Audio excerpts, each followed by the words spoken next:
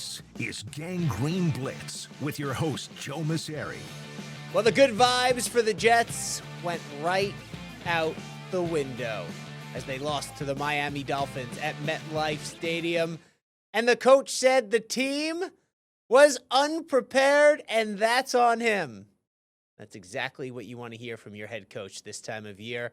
Welcome to the show, Jets fans. Joining us each and every week, NFL reporter for the New York Post, Ryan Dunleavy, who's always prepared, and I appreciate that. Ryan, this game was over in the first quarter. That's generous. This game was over in the first 5 minutes, wasn't it? And it was certainly over once Tyrod Taylor got hurt. So this groin injury, it feels convenient for a franchise that wants to check out Brady Cook. It feels like very convenient injuries for the Jets, with Justin Fields having a knee injury, Tyrod Taylor having a groin injury that you can't really point to. Now, obviously, Taylor has the injury history throughout his career. Yeah. Go ahead. I would say Fields I would describe as convenient, since he wasn't thrilled at being the backup quarterback anyway. And then you could elevate Brady Cook. I don't know if I would say that. I mean, this is Tyrod Taylor's story. This is why you can't count him on him as a starter. This is why, even though I think he's one of the best backup quarterbacks in the NFL, this is why the Jets might need to look for a different backup quarterback next year, is because he really put his injury history, his play style really puts you at a disadvantage. The backup quarterback is going to play quite a bit when Tyrod Taylor is starting. So I don't know that I would describe his as convenient. I'm sure he wanted to play. I'm sure it's early, Joe. There's still 5 games left. You put Brady Cook in to get a look the last 2 games. Undrafted rookie for 5 games. That's going to be a hard sell to your teammates, let alone to the fan base. Well, not if he's injured, because then you have no choice but to go with the undrafted rookie at this point here. So let's talk about Brady Cook. Let's start with the undrafted rookie. What did you make of his debut performance here against this Miami Dolphins team? I made that he looked like an undrafted rookie. I mean, look, I mean, I've seen the best comparison for me is Tommy DeVito from the Giants, who had to play as an undrafted rookie, looked totally overwhelmed early, and the Giants handcuffed him with their play calling. They learned eventually that you had to let Tommy cook. I think that the Jets will have to let Brady cook if he is the cook and cook. I think if you let Brady, it does. I think that if you honestly, if you're going to have Brady Cook play or start, you're going to have to let him run an offense that he's comfortable. You can't just handcuff him. He threw the 2 interceptions. He did look like he got a little more comfortable as the game went on, but for the most part, he looked like an undrafted rookie who was making his NFL debut. All right, and he admitted he got a little more comfortable as the game went on. He was refreshingly honest in his post-game press conference. Take a listen to part of that here.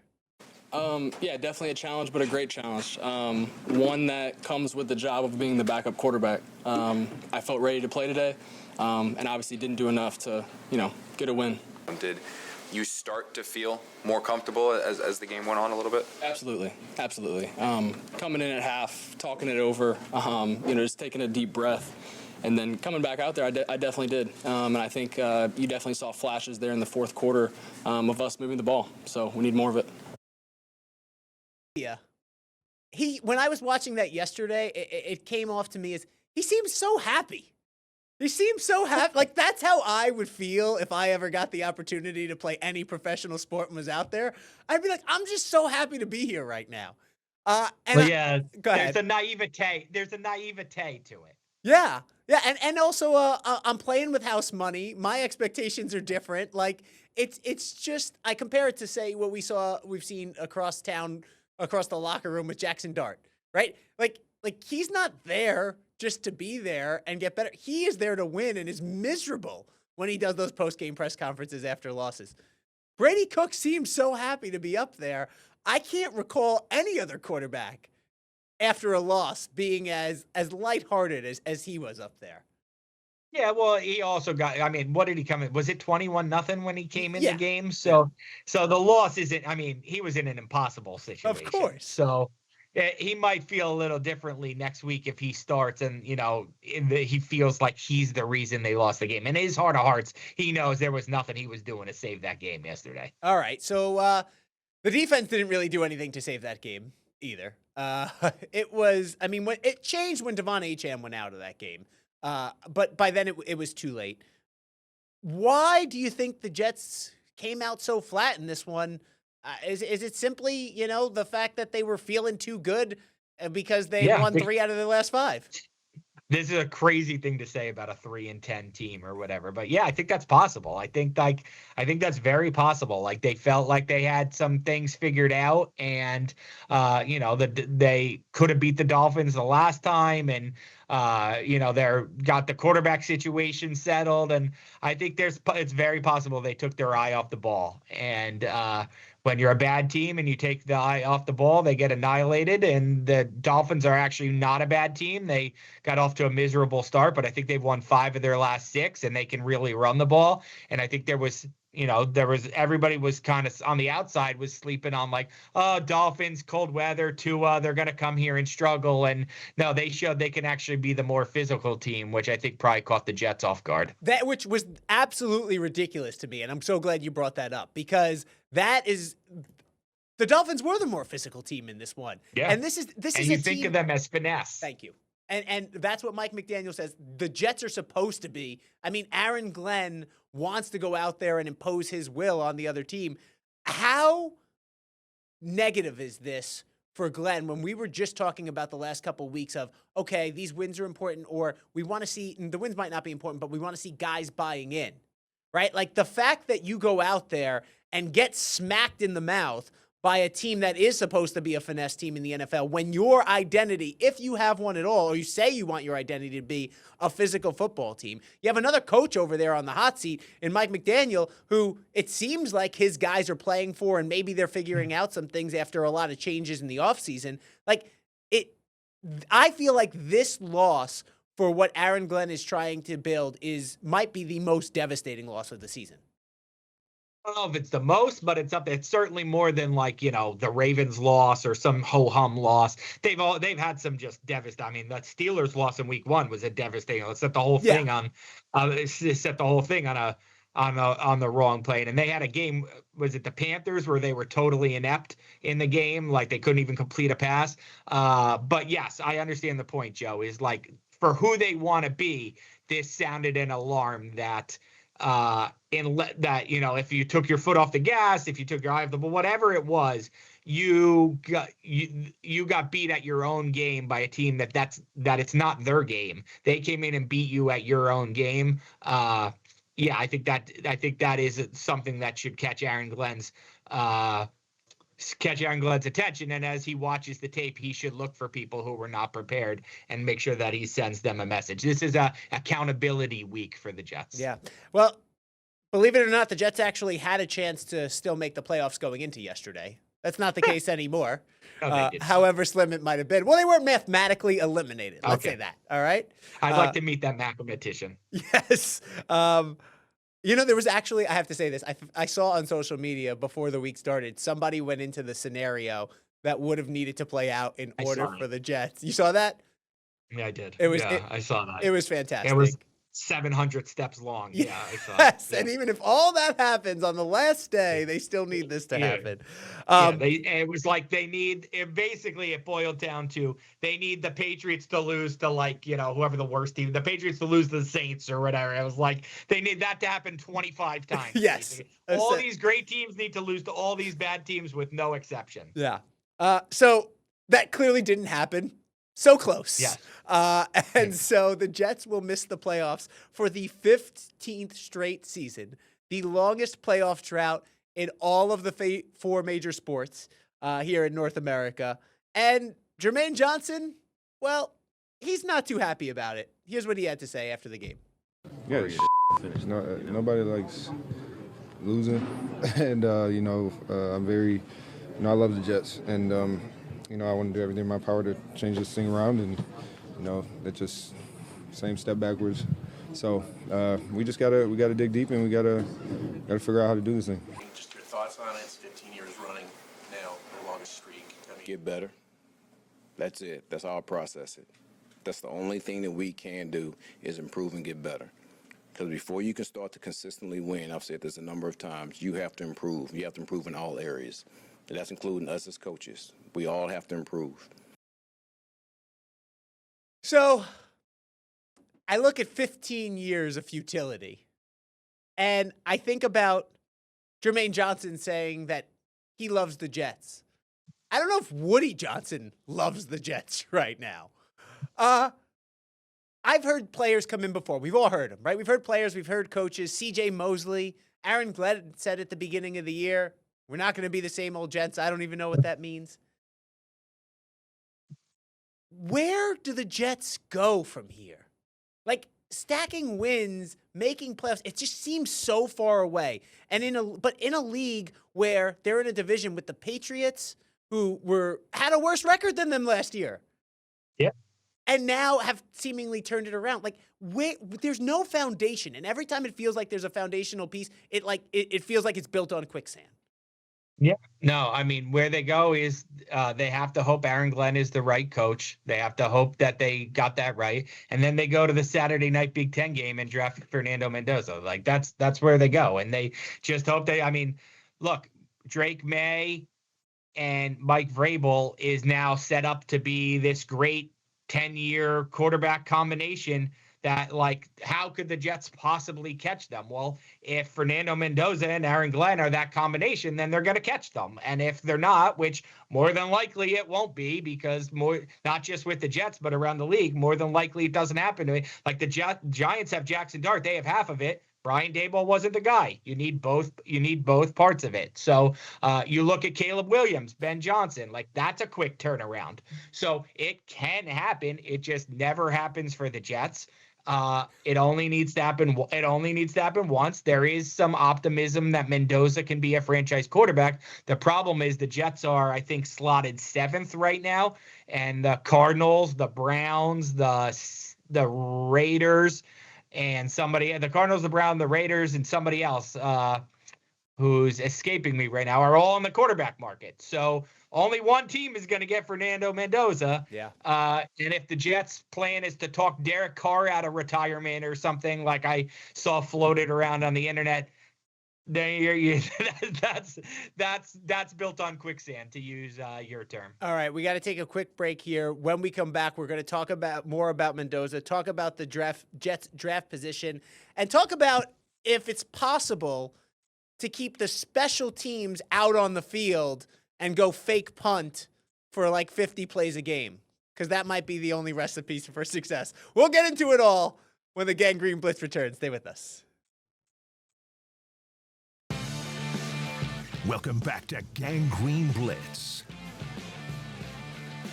Well, with the Jets turning to their third quarterback of the season, it is clear that they need a quarterback of the future heading in to this offseason. The problem is they won a couple games in the middle of the year, and that might ruin their position in the NFL draft.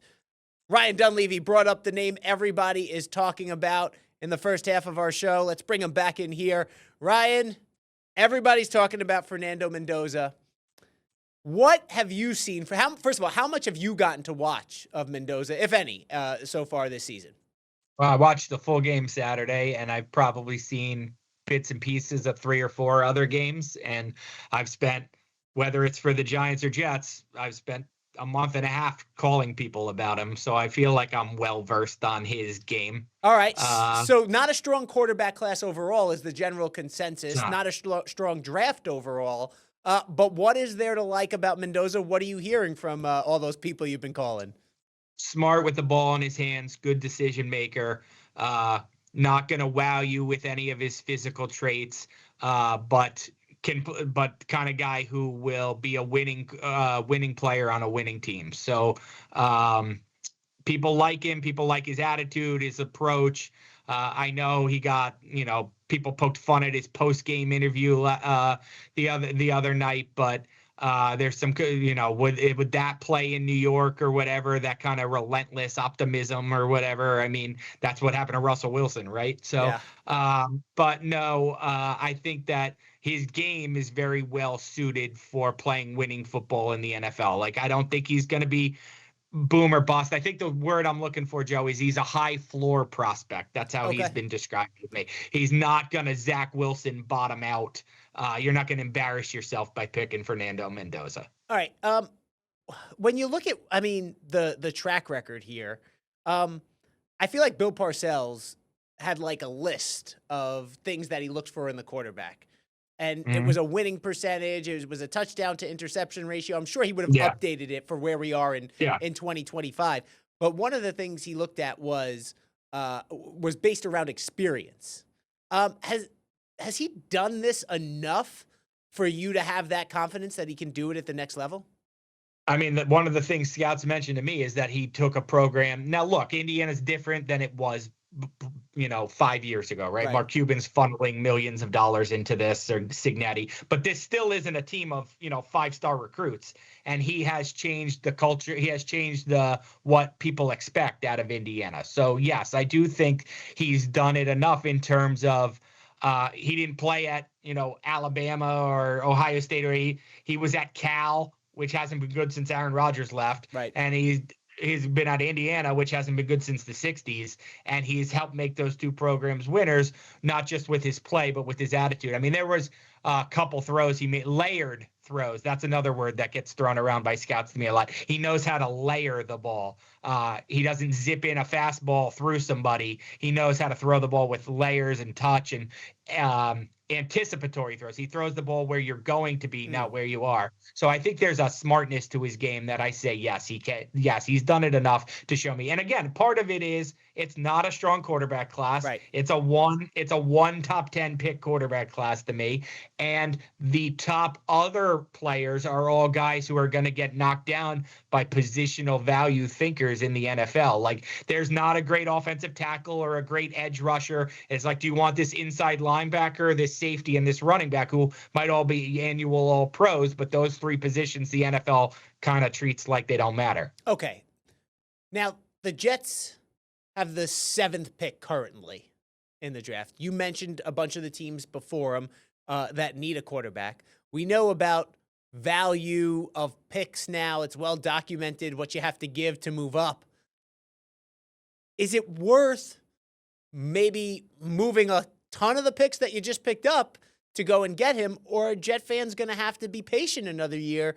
Because if you just said it's not a strong quarterback class, then is it worth going to the top of this draft class to go get your guy, especially you're going to have to leapfrog over so many teams to do it? Well, I think it depends on the price. Like, no, I'm not paying the CJ Stroud, Bryce Young price of 2023, where the Bears got 2 first-round picks, or rather 1 additional first-round pick to move from 1 to 9, plus 2 second-round picks, plus DJ Moore. Like, no, I'm not trading, Garrett Wilson and picks to move up from 7 to 1 or whatever. No, I'm not doing that.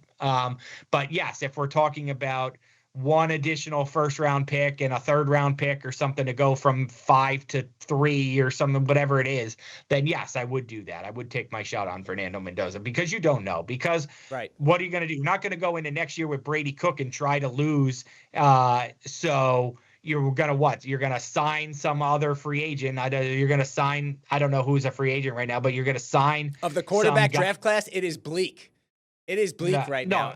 Yeah. I mean, of the quarterback free agent class? Yeah, the quarterback free agent class is very bleak right now. Russell Wilson is one of the names at the top of the list. Whatever it is, you're going to trade for Sam Howell or whatever it is. Like, trade for the Eagles backup everybody likes, Tanner McKee. Like, you're going to do that, and then what? You're going to be bad, and then you're going to hope to get a rookie quarterback that year. Well, you might not be here then if that's your plan. Like, 2 years, coaches get fired after 2 years in this league. So that's not a plan. And then if you somehow get a decent quarterback, a guy who can get you to 8 and 9, well, then you're too far to draft a quarterback. So while you're up there, strike while the iron's hot. If you can get Fernando Mendoza and you believe in him, then I would take my shot on Fernando Mendoza. One more. If they do go, and I know I'm looking far into the future here, but we've seen it happen. I think back to what the Arizona Cardinals did, where they drafted Josh Rosen, and then he was gone, and then they drafted Kyler Murray. It's in my story on the Giants tomorrow. Would the Giants possibly consider moving on from Jackson Dart if they have the number 1 pick and Fernando Mendoza's there? It comes up every year. The Cardinals situation comes up every year. So go ahead, ask the question. So could you see the Jets, if they draft Fernando Mendoza and things don't go well, they got top picks again, moving on from him after 1 year? Sure. Well, sure. I mean, that's the beauty of having these picks. Now, look, if you're giving up on your quarterback after 1 year, you probably had a miserable year. And I don't know if Darren Muji and Aaron Glenn will be the ones deciding that. But as an organization overall, sure. I mean, if that's how you feel, like if it's a total disaster, as Josh Rosen turned out to be, then yeah. I mean, if you have that kind of conviction, sure, you could do that. You could take a swing. That's one of the beauties of having 5 first-round picks is you can miss on somebody. All right, we'll end this with 6 degrees of Kevin Bacon here. So Josh Rosen, after he left the Cardinals, he went where? To the Dolphins. To the Dolphins. And who'd the Jets play yesterday? The Dolphins. And who was the quarterback that came in the game to replace Tua Tagovailoa when the game was in hand yesterday? Zach Wilson. Who was drafted what pick by whom? The number 2 by the Jets. All right, so we all come full circle. Go ahead. To replace Sam Darnold, who is going to get MVP votes this year? It's quite possible. The Jets quarterback tree has many branches that stretch far and wide throughout the NFL. If only some of them could have had some success a little closer to home. Should be a very interesting finish to the season here, Ryan Dunleavy. Thanks for joining us each and every week here on the Gang Green Blitz. We'll talk to you next week, everybody at home. Thanks for tuning in.